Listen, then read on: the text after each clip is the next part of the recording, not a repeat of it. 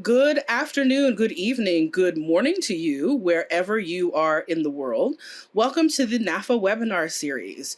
I am Tigress Osborn. I am the chair of the National Association to Advance Fat Acceptance, which is the world's longest running, documented, and organized fat rights organization, working for the end of size discrimination through education, advocacy, and support. We are joined today by author, activist, advocate, all the things, Deshawn L. Harrison, and we're going to get into talking about Deshawn's book and some of Deshawn's other thoughts in just a moment. Before we do that, a couple of announcements. First of all, if you're joining us today live at the webinar, we encourage you to share in the chat where you are joining us from, including whose land you are on. I am here today in this digital space, physically in the greater Phoenix area, the land of the O'odham people.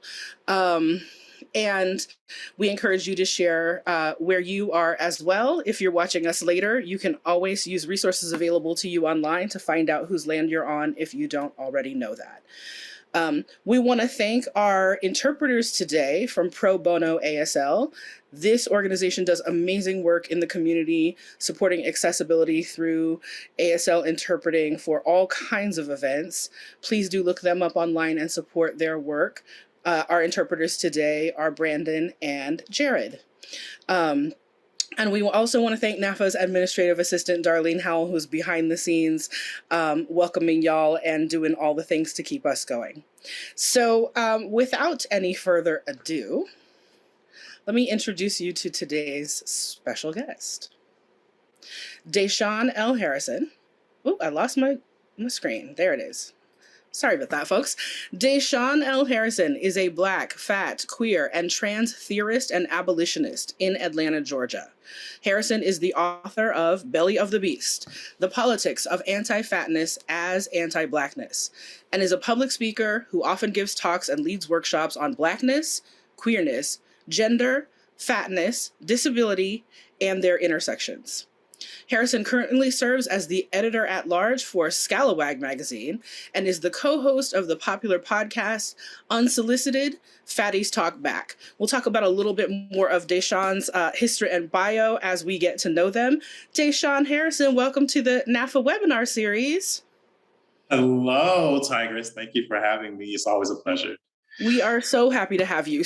But I know we have a mixed audience of folks who are already familiar with your book and folks who don't know anything about this book. What's your sort of 30-second description of what, can you even do 30 seconds about this book? It's deep, y'all. Can you even do that? I always get told I'm supposed to have an elevator pitch ready. I don't, but I will try my best.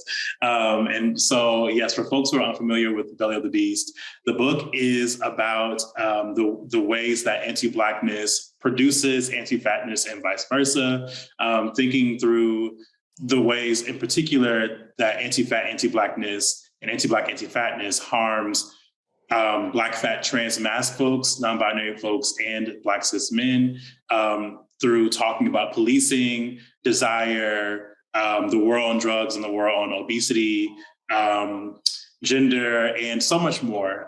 So it's a book that I am very proud of, and I hope that you decide to purchase it after this talk. Was that 30 seconds? Was that okay? That was good. That was perfect. And at the end, we'll remind you, have Deshawn tell you if there are favorite places where they like to have you buy the book from, remind you how you can find Deshawn outside of this webinar. So let's get into a little bit of the content, and then, we can sort of talk more about you and your history as we make our way, through the dialogue. First thing I want to ask you, for folks who aren't familiar with this terminology, why do you use the term anti-fatness instead of the term fat phobia? So there are a couple of reasons why I choose to use anti-fatness instead of fat phobia. One is that I think that there has been an ongoing debate between folks in the disabled community around whether or not we prefer language like phobia or not to describe things that are not necessarily specific to a very particular level or type of fear. And I also think what's more accurate for why I choose to use anti-fatness is that I think that fat phobia in so many ways, because of the ways that it has become popularized, really trivializes what we experience in the world as fat people. And I think that anti-fatness is much less popular and therefore a lot is associated a lot less with more trivial understandings of the violence that we experience. I often only ever hear people talk about fat phobia in particular with regard to like, you know, clothing and whether or not you can get like free drinks at the bar or something, which, you know, all those things are also, you know, important. But I think that we experience much, much, much more harmful things in the world that fat phobia doesn't really necessarily always get to the root of in terms of like large scale conversation. So that's mostly why. Thank you. And I just regarding what you just said about free drinks at the bar, I feel like that is feel like that is a thought about desirability, and you write a lot about desirability. Yes. Can you talk to us a little bit about what you mean by desirability and what that has to do with anti-fatness and anti-Blackness? Yeah. So I offer what I will say is I think a much clearer definition than what I'm about to give now because I am not reading the book in front of me, but I'll offer that definition in the book for folks who want to pick it up.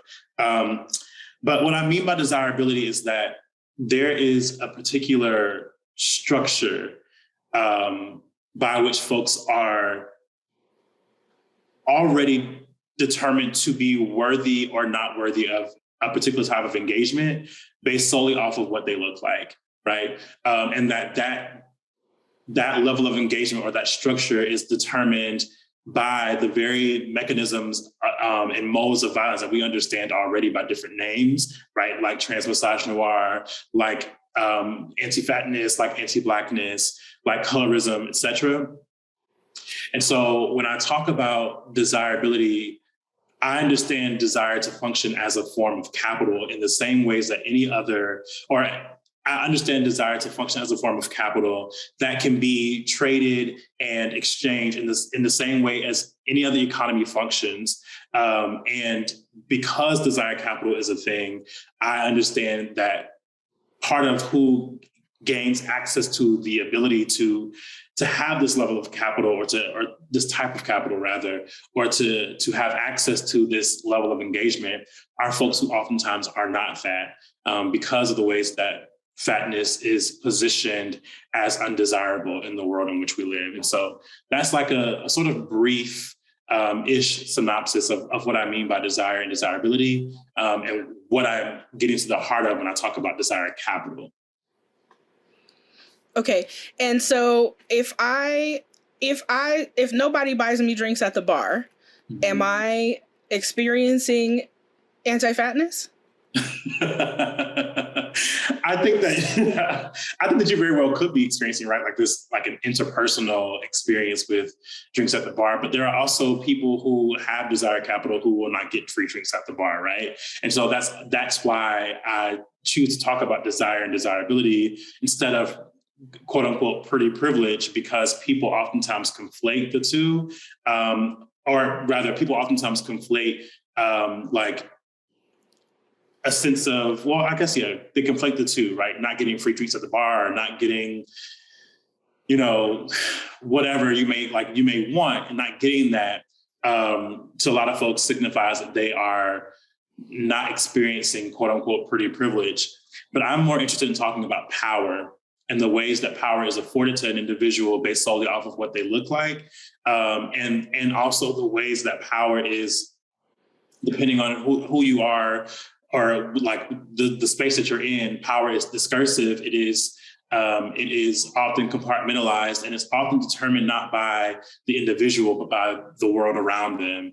And so I name that to say that, sure, right, you may be someone who doesn't get free drinks at a bar, and it doesn't mean that you don't have particular power in the world as a quote unquote beautiful, capital B, right, pretty desirable person in the world. And I think that's always a very important thing to understand, because a lot of people will move with an understanding that just because they don't experience those things in the world, that they don't have a particular level of power. And that's not true. Well, it feels like part of what you're talking about is the difference between sort of like individual access and systemic access. Right, exactly, right. It's the fact that in so many ways, a lot of what people have, well, I think that's like on a grand scale, yes, right, individual versus systemic. But even then, right, there are people who will, on an individual level, not experience a certain level of acceptance they might want to or expect to, and there are people who would experience a certain level of acceptance, right, on a smaller scale in a way that they wouldn't on a structural scale, right. And within fat spaces, there might be some fat folks who have never been engaged as someone who is desirable or worth caring for or whatever, but in fat spaces, right, they are being engaged in that way. It doesn't remove them from the structural violence of anti-fatness, but it does give context to the ways that desirability and desire capital is, again, something that is discursive and something that functions both structurally and, like you said, interpersonally at the same time. And I think that's always an important thing to understand, because you can be in a space that is, understanding you as someone who's desirable or with people who want you, and still not be benefiting from largely desirability. One of the ways that I've noticed that showing up sometimes, especially in social media spaces, is the sort of like self-celebration memes that are like, I might be fat, but I can always get a man, right? And that's, first of all, maybe true for you, right? And not necessarily true for other fat people, and doesn't mean that fatness is never a part of the reason why other people don't have romantic, sexual, whatever connections, right? Yeah. So I feel like that's a little bit, part of what you're talking about is the sort of the way that the individual can be desired, but they still match up with some other categories that aren't traditionally accounted for in desirability politics. Exactly. Yes, literally. So then what does that have to do with when we think about the sort of the bigger social issues that you're talking about when you say, people use the term anti-fatness in more politicized ways, when we're talking about some of those bigger political issues? What does desirability have to do with, for example, weight bias in medicine or weight bias in the criminal justice system? Like, how are those connected? Yeah. So Sabrina Strings, I love her. She wrote a book, for those who don't know, titled Fear in the Black Body, The Racial Origins of Fat Phobia. And within the introduction of that book, right, and I put an emphasis on introduction because I think it's just so badass that this woman came out the gate with just such phenomenal analysis. But anyway, in the introduction of that book, she talks about the ways that anti-fatness becomes a coherent ideology through essentially the making of the slave, right? She talks about the ways that the spreading of Protestant Christianity, as well as the ways that white Europeans witness fatness on Black bodies, would become the focal point, the organizing point behind anti-fat structure or anti-fat violence. And so when I think about that to me signifies a much bigger issue. It says to me that sort of the thing that organizes anti-fat modes of violence is the fact that Europeans, white society, saw fatness on our bodies, did not enjoy it, did not like it, did not appreciate what it looked like, right? And decided that it would be ungodly, it would be unholy, it would be unrighteous. And that would be the thing that determines now who is and is not healthy, right? Who is and is not fat, who is and is not Black, right? White, etc. And it would become like a central point that helps to create anti-fatness as an ideology. And so desire has everything to do with the sort of larger issues that we experience in the world as fat people, especially fat Black folks, because of the fact that the very foundation of anti-fatness is anti-Blackness. And because that's true, right, so much about how we're being engaged is because a portion of the world didn't like the ways that we looked and the ways that our bodies looked. And so desire, I believe, is pivotal to understanding what anti-fatness is, what anti-Blackness is, and how they function in the world. Yeah, and there's also like this extra level of complication where clearly there were still folks, even as they were upholding those messages about lack of desire for Black folks, that desired Black bodies, right? Or that desired Black bodies, or at the very least, were certainly willing to exploit Black bodies to play out other aspects of their desires and their hungers or whatever. And and one of the things that Dr. Strings talks about is that connecting fatness to Blackness was actually part of a way of upholding the system of slavery by separating Black folks from white folks in a way other than skin color.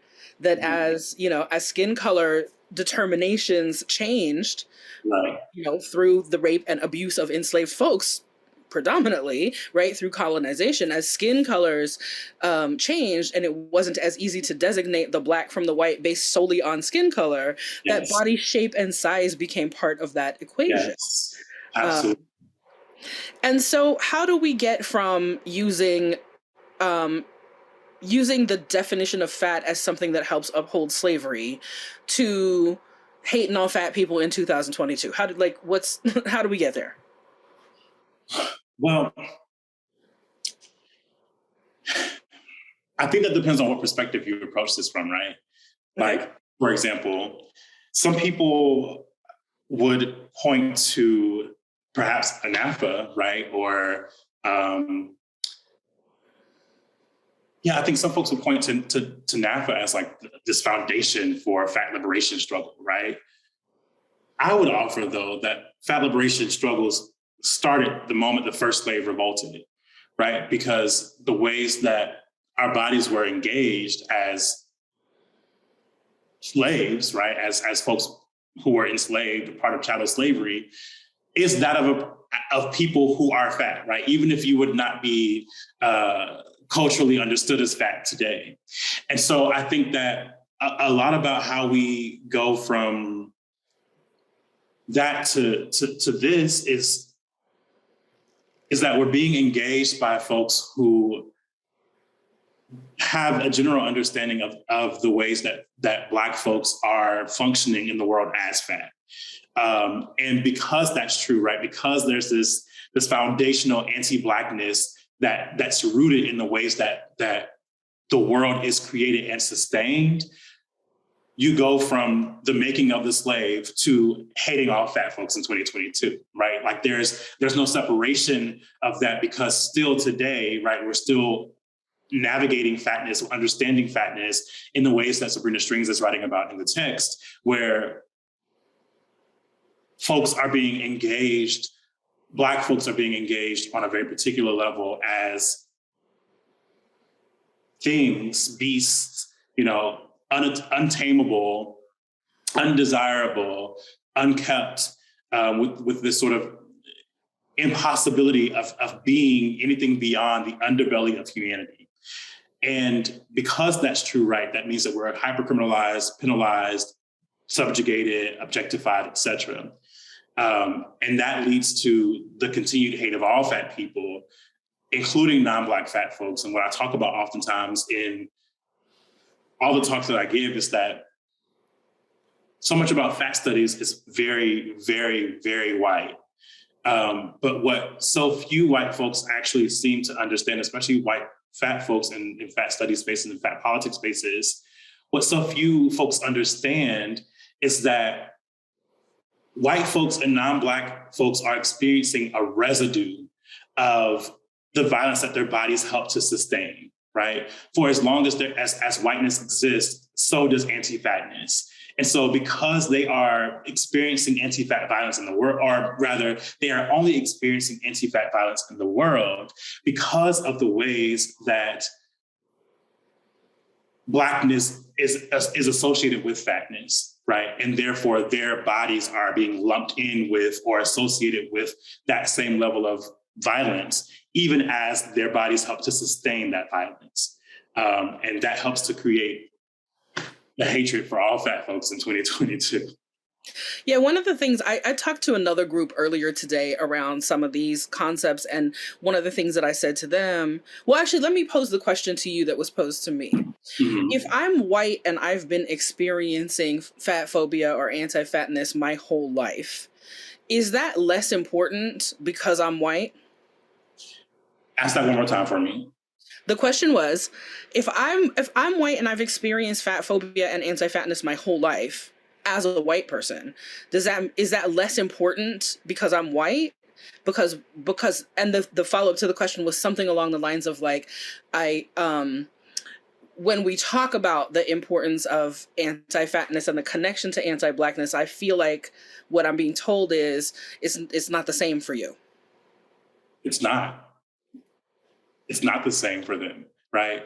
And it doesn't diminish or undermine the violence that they're experiencing. But the reality is that you only experience anti-fatness and anti-fat violence because of the ways that your body helps to sustain whiteness, right? And so even as you are experiencing a harmfulness such as your, fat phobic or anti-fat childhood, right? You are still not experiencing the weightedness of what it means to actually be fat, right? Acting as a fat Black person because of the ways that fatness and Blackness are coterminous, right? And I think that's what I'm getting to the heart of that people oftentimes miss is that there is no way to think fatness, to think Blackness without thinking them the same, without thinking of them as the same. And so for a white person to experience the very same level of violence that a Black fat person would experience, they would have to not be white, right? They would have to not be not Black. And that's not a possibility, right? And so, yes, the reality is that no, you are not experiencing the same level of violence that fat Black folks are experiencing. And it doesn't mean that what you experience is, not violent, but it is to say that it's much less violent because you also are protected in so many ways because of your fatness. And again, you are only experiencing the residue of what fat Black folks are experiencing every single day. And that's always important to sit with and remember as non-Black fat folks. So when you use the term violence this way, Deshawn, I feel like there are folks who are newer to these dialogues that are used to thinking about violence as like physical violence, either at the hands of the state or because of, individual acts of physical violence, somebody punching you, somebody choking you, whatever. But you seem to be using a broader definition of what violence is. Can you talk about that a little bit? Yeah, I think that, folks like Fanon and George Jackson and a lot of other brilliant scholars who could talk about this much better than I could and have talked about this much better than I can, bring me to an understanding that violence is not just physical, right? That violence is very much psychological. It's very much emotional, right? It's the very thing that determines how, how the psyche is disrupted by these modes of violence, right? And so I think when I'm talking about violence, I'm naming that there is something very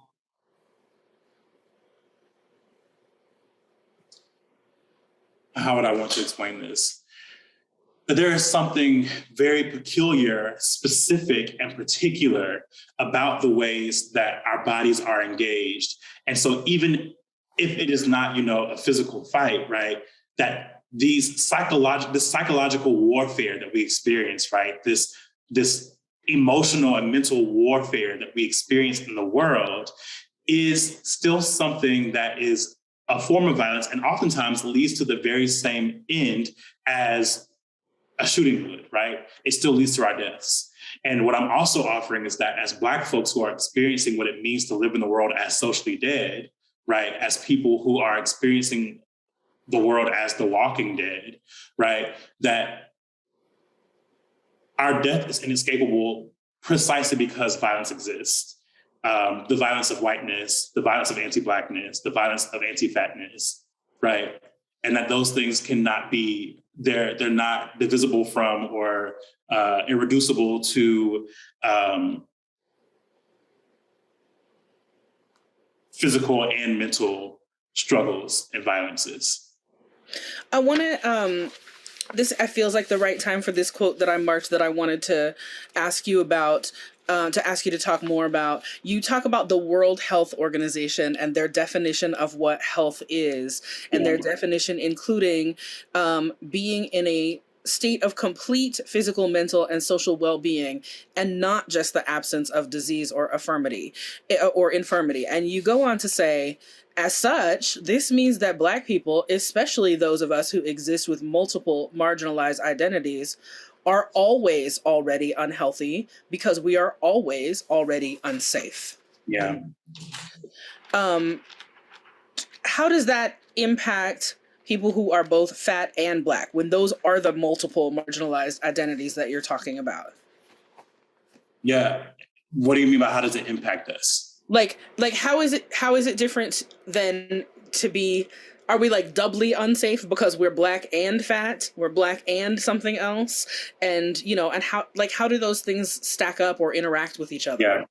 I think that this is a twofold answer, right? So part of this is part of what I'm naming here is that to be Black in the world is to also be experiencing the violence of anti-fatness. There's no way of removing yourself from that, even as a thin Black person, right? That's why thin Black folks can still go into a doctor's office and be told that they're obese, right?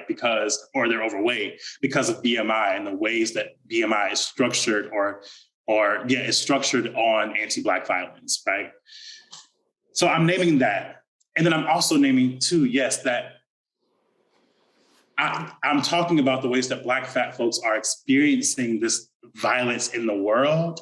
And so I don't know that I'm necessarily saying that we are doubly unsafe so much as we are continuously unsafe because of our Black fatness and because of the ways that, again, Black and fat become coterminous through the creation of or the making of the slave. And so what I'm really naming is that to be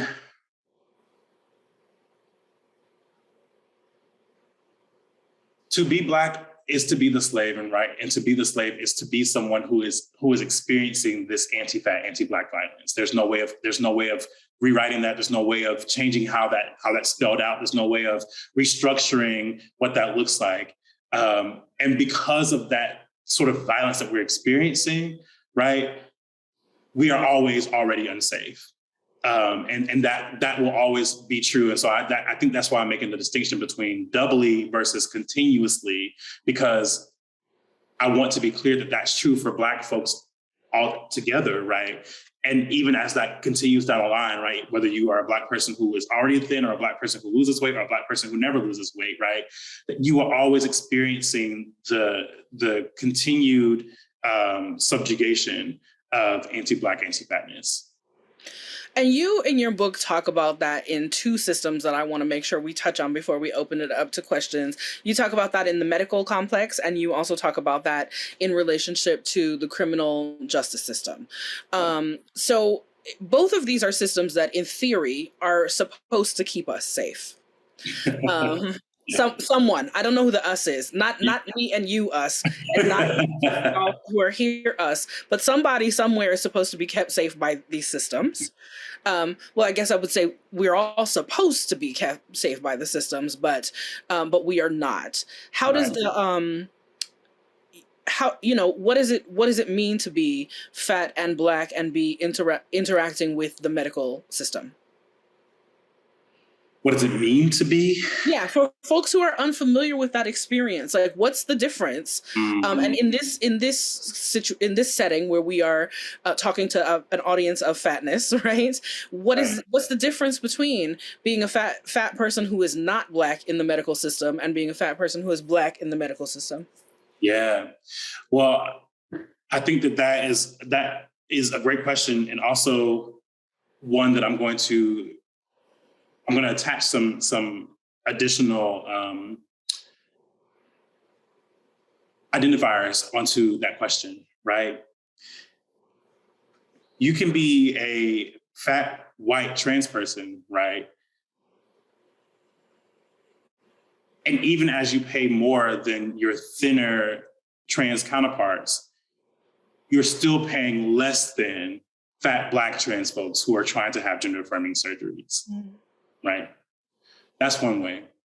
What's also true is that a lot of fat Black trans folks are not allowed to be put on hormones because of the ways that Blackness is directly associated with quote unquote hypertension and high cholesterol, et cetera, and the ways that doctors believe and will often tell us that to be put on hormones puts our bodies at risk for those conditions and diseases, right? That are correlated with Blackness in addition to being correlated with fatness. With fatness, exactly. So that's one way, right? But then you also have, right, we talk often about the ways that cis Black women experience disproportionate rates of mortality, right? Death with their pregnancies, right? A lot of these Black women who are dying at childbirth, right, or who are dying while giving childbirth are fat Black women.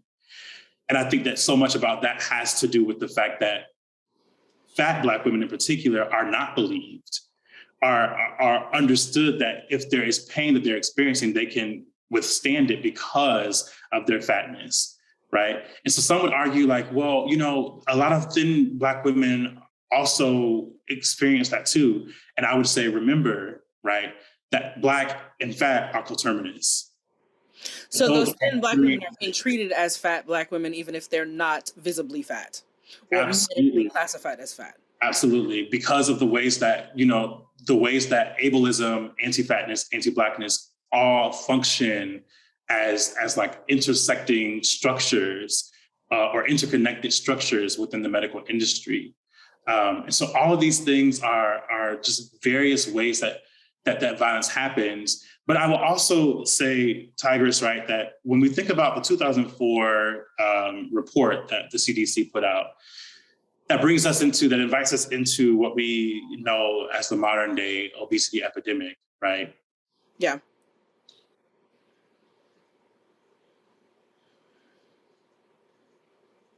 That report caused a lot of issues for fat folks altogether, right? And yet, the people who are often most violated by the obesity epidemic, right, by these continuously growing diet industries, by, you know, the BMI, by all of the things that sort of structure medical anti-fatness are Black folks. And that makes me think about the fact that after Katrina, right, that there were a ton of fat folks who were left to die in a hospital because their bodies were considered to be too large for care, too large for rescue, right? Fat folks who were sick and fat folks who were not sick. And all these fat folks were Black, right? So that means that we have to consider what it means to be a white person, even a white fat person, right? Who is not in particular areas that would leave you vulnerable to medical violence in that sort of situation, because white folks were not around, like in this particular part of New Orleans, to be stuck in a hospital left to die, right? So I believe that there's a continued, there is a consistent form of violence that Black fat folks in particular are experiencing within the medical industry that overlaps with quote unquote environmental racism, right? That overlaps with transphobia, cissexism, right? That overlaps with like misogynoir. And I think that the fact that these things all overlap in particular ways is only, for me, a point of clarification for how we are being engaged much differently than white folks, even white fat folks. And that's something that's very, very important to consider. Would you talk about that same thing as it relates to you, the criminal justice system, and how it influences you as an abolitionist, what it means to you to be an abolitionist based on all of these things? Yeah, I think in response to that, I would say, right, like, how many fat white folks have we watched across our screens be murdered by police, right? In the 90s and the 2000s, prosecutors and judges in Cook County were not looking to lock up fat white folks for nonviolent drug use, right? Would you say a little bit more about that specific Cook County example? I know that you talk about it in the book, but I've not heard people talk about this widely in fat community, this sort of like counting the pounds of Black folks. Would you talk about that a little bit more specifically? Yeah, so for folks who are unaware, in the 90s and the 2000s, in Cook County, which is Chicago, there were prosecutors who played a game. It was a very widely known, widely respected game that was called Niggers by the Pound. And the entire purpose of this game was to see which prosecutor could reach 4,000 pounds the quickest in terms of people that they locked up, that they incarcerated. They made it known that it was intended to be mostly Black men who were being arrested for nonviolent marijuana charges, right? And they would trump up like charges against those men and those folks, and then would reduce charges for thinner folks that they were prosecuting, right, who were there for more violent charges, so that they could trump up the charges for the fat folks to see who could reach 4,000 pounds the quickest. And so the way that they determined that was by looking at the person's folder to see how much they weighed. And if they weighed a certain amount, right, if they were heavier in size, they would get trumped up charges. They would become part of this game to be incarcerated, while their thinner counterparts who were there for violent reasons and not for nonviolent reasons would have their charges either dropped or lessened. And that was an ongoing practice for decades in Cook County. But that's also something that happens still, right? It's not as explicitly named as the title of this game anymore. But fat Black folks in particular, are disproportionately experiencing higher rates of incarceration than thin folks, right? Because the ways that our bodies are engaged as animalistic or monstrous, violent inherently. And that was a big thing. That's not something that's happening to fat white folks, right? That's not an experience that by and large, fat white folks can relate to in the ways that fat Black folks can. And I think that for me, it is continued evidence, proof of the ways that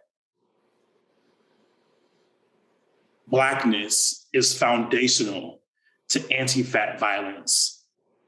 That for anti-fat violence to be sustained, right, Blackness, anti-Blackness must also be sustained.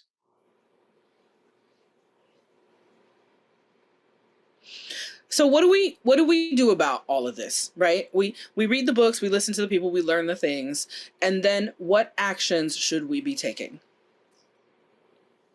Tigress, I think that's a great question. I think that's a great question. And I also think it's a complicated question, right? Because I think that we know that what ultimately has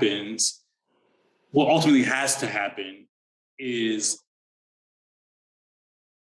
that anti-fatness, anti-Blackness must be destroyed, right? The very things that help to construct these global structures must be destroyed. That's the ultimate goal. But I think that for that to be true, right, there is a lot of commitment that white folks, thin folks have to fat Black folks, right, in order for that to be a reality. And so I think, we can do the writings and we can do the political education and we can do the organizing and we should do all of those things, right? We should be engaged in political organizing, especially around fatness and fat identity. And I am not sure about what actually leads us to a point in time where anti-fatness and anti-Blackness are destroyed.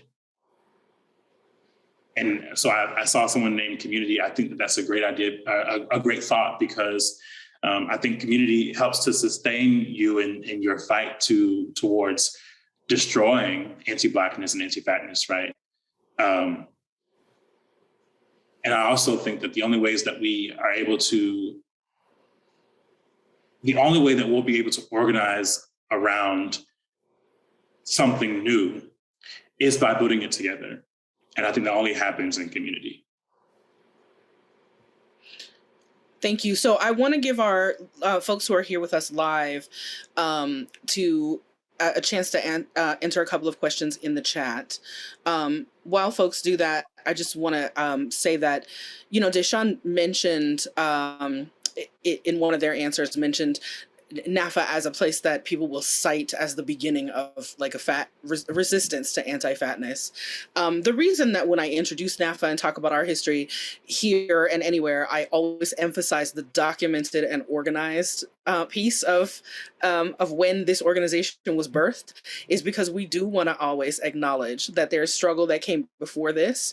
And also in our own institutional history, we want to acknowledge the ways in which community did not for many years mean conversations like this, where we were being very frank and open around, race and anti-Blackness and anti-indigeneity and any of those things that did not center the experiences of white fat people. So this is sort of a new era. Certainly there were individual people in NAAFA who had those conversations and did that kind of advocacy and activism. But as an organization, that wasn't a major part of our history. So this is new for us.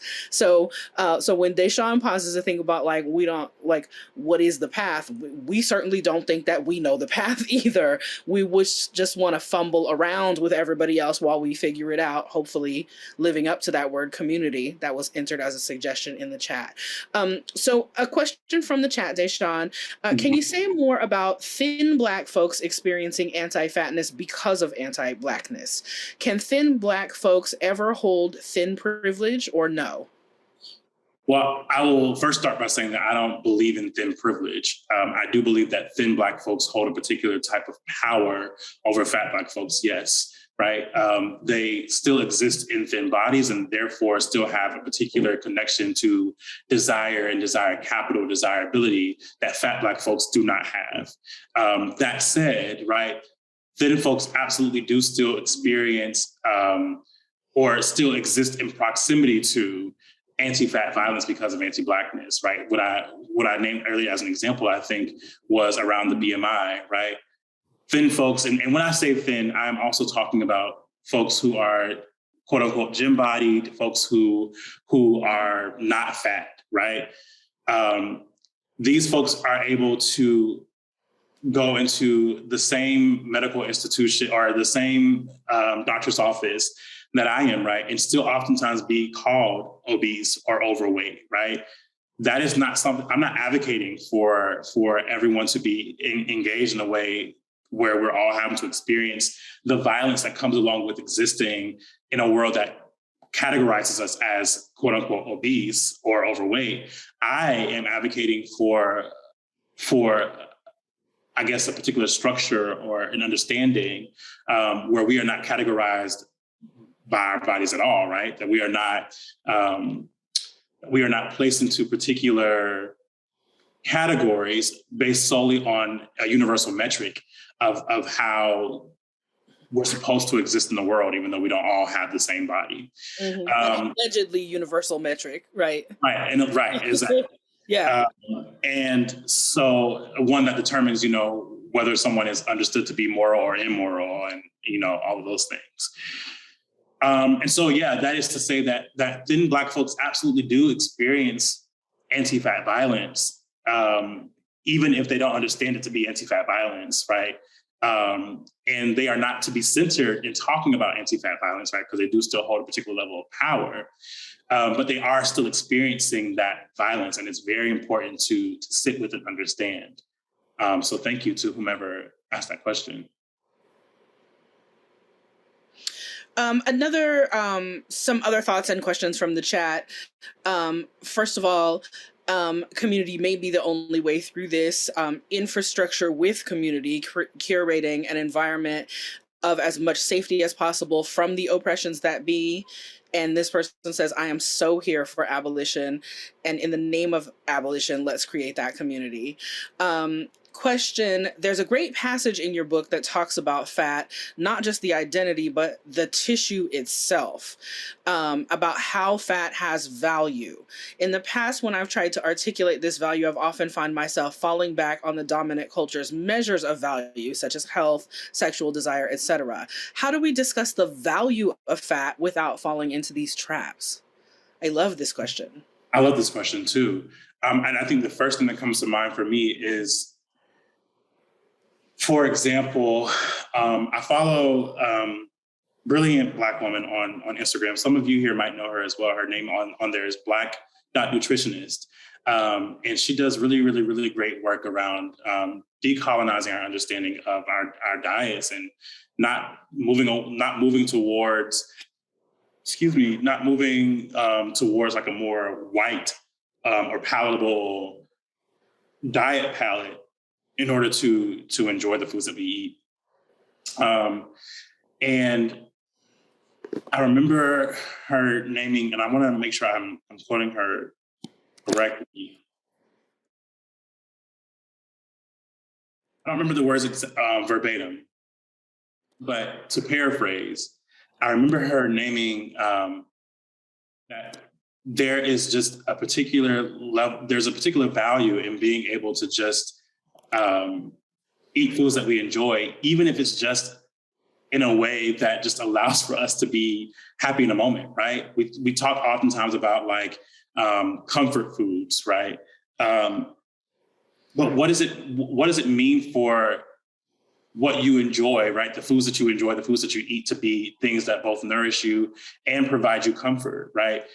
Eating something, I think that this is mostly agreed upon by most dietitians. Eating something is very important, right? You have to eat in order to be nourished. And that all foods have some sort of value and nourishment, even if it's just providing you with some level of joy in that moment. And so when I say that fat has value, it is to say that when I think about myself and the ways that I'm showing up in the world, it's valuable to me. I find a lot of value in fatness and in fat size and in the foods that we eat and that are oftentimes associated with us, even if that value starts and stops with the fact that I'm getting joy out of what I'm eating, or I'm getting joy out of sharing space with other fat people, right? That to me is still valuable. And I don't think that dominant culture would say that should be true, right? Health experts would say that, eating whatever you want to eat, whenever you want to eat it, is not valuable, right? People who understand sexual desire, romantic desire, or whatever would think that a lot of these concepts are things that are not valuable, right? That we shouldn't place our value in because they don't bring us closer to being sexually desired or whatever. But I am naming that there's still something valuable about being able to indulge in things that are good to you, that feel good to you, that make you feel better, right? That we understand the violence of abstinence, even as it relates to food as something that is foundational to diet culture.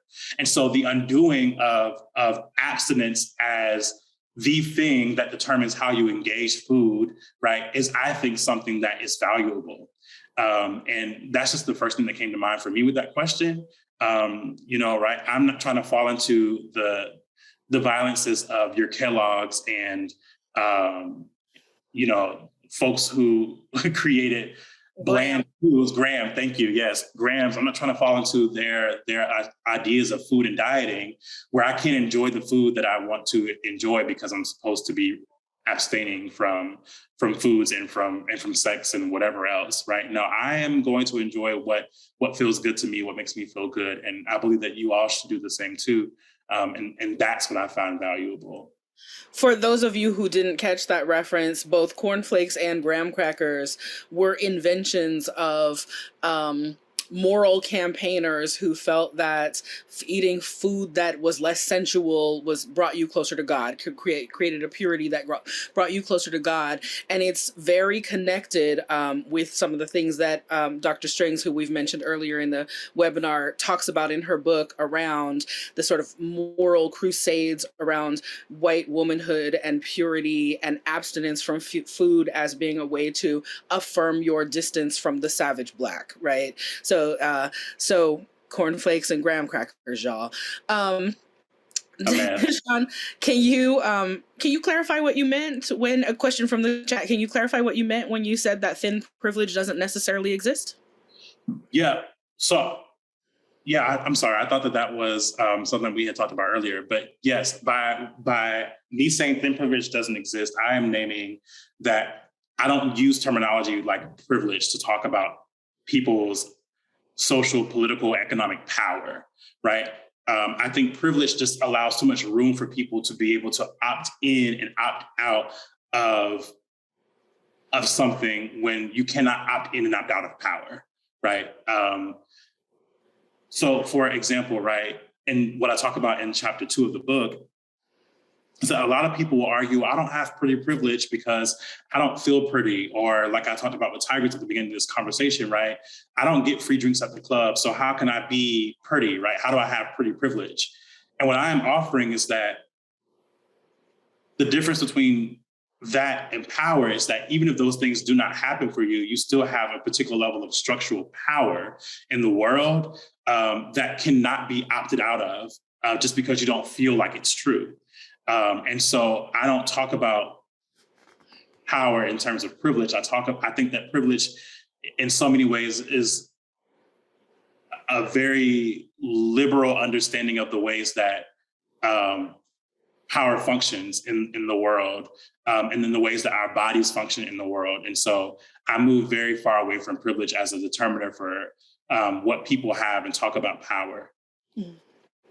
And I think that when thinking about thinness, part of that power is access, right? And especially in physical spaces where thin people have access that larger folks don't have accommodations that larger folks don't, or don't need accommodations that larger folks or disabled folks or whoever else might need, that's part of what that power is. Okay, let's see. I know I saw one more here. Can you talk about any boundaries that you have in your life around anti-racism or anti-fatness that you feel comfortable sharing? Boundaries around keeping yourself safe? A great question. I think I have a few boundaries. There are certain conversations that I will not engage with certain people, right?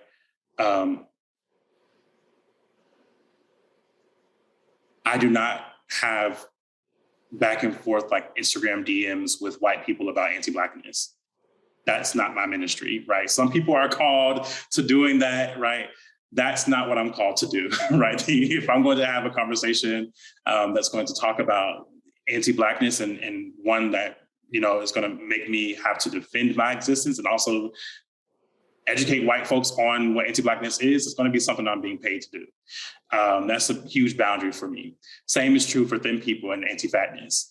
I also do not engage with people sexually, romantically, whatever, who have done no reading on anti-fatness or anti-Blackness. That's not something that I'm interested in doing because I don't have the time to. This is my work, right? This what we're doing here is what I do all day long, every single day. I cannot be in relationship with people who make me recreate these same dynamics where I have to be, on 10 all the time to be able to engage my partner. So I do not engage folks who have not done any of those readings or who are not willing to do those readings or engage in those conversations, right? Not everyone learns through reading, and that's okay, but who are not willing to engage in those conversations. Those are two big things that come up for me immediately, but there are others, I'm sure. I just can't think of them right now. Thank you. So, folks, we're going to wrap up shortly. Deshawn, I want to ask one more question, and then I want to make sure there's time for anything you want to share that we haven't asked you about. One of the things that I have heard from white folks a lot over the course of my time in fat liberation, fat activist, fat advocacy spaces is the idea, and often they claim to have heard this from Black people, and I have heard this from Black people, that Blackness is protective against anti-fatness. That because our communities are more accepting of fat people, that Black people actually have it easier. Now, clearly you've given us lots of examples over the hour of ways that Blackness does not make it easier. But do you still encounter that attitude, and what's your quick response to people besides get my book and learn more about that? What else can you tell people about that idea that, that there's something protective about the Black community's attitudes about fatness? I don't get that a lot. The only time I typically get that is from people who are like, well, anti-fatness is a pretty US based thing. That doesn't happen outside the US. In fact, in Africa, they like they like fatness. And right? There are certain parts of Nigeria, sure, like southern Nigeria that embraces fatness, but you will find pockets of people around the world who embrace fatness. It doesn't undo structural violence, right? And so I'm very not interested in using those small pockets of anecdotal, I guess, evidence that there are people who defend or protect fatness, and more interested in understanding the ways that sort of structural violence is present everywhere, even outside the US and even in Black nations, right? Because colonialism, anti-Blackness, right, chattel slavery is not something that just existed in the US, right? These are all things that have happened across the world, that people are experiencing across the world. And so, I'm always very, very taken back by those kind of things, but I don't experience that as much anymore as I used to. I would imagine that if you've written a book about anti-Blackness and anti-fatness, that people know not to bring you this question all the time. let me say, I would hope that. Deshawn, is there anything that we have not asked you about that you would really like to make sure that you share with us before we part ways today?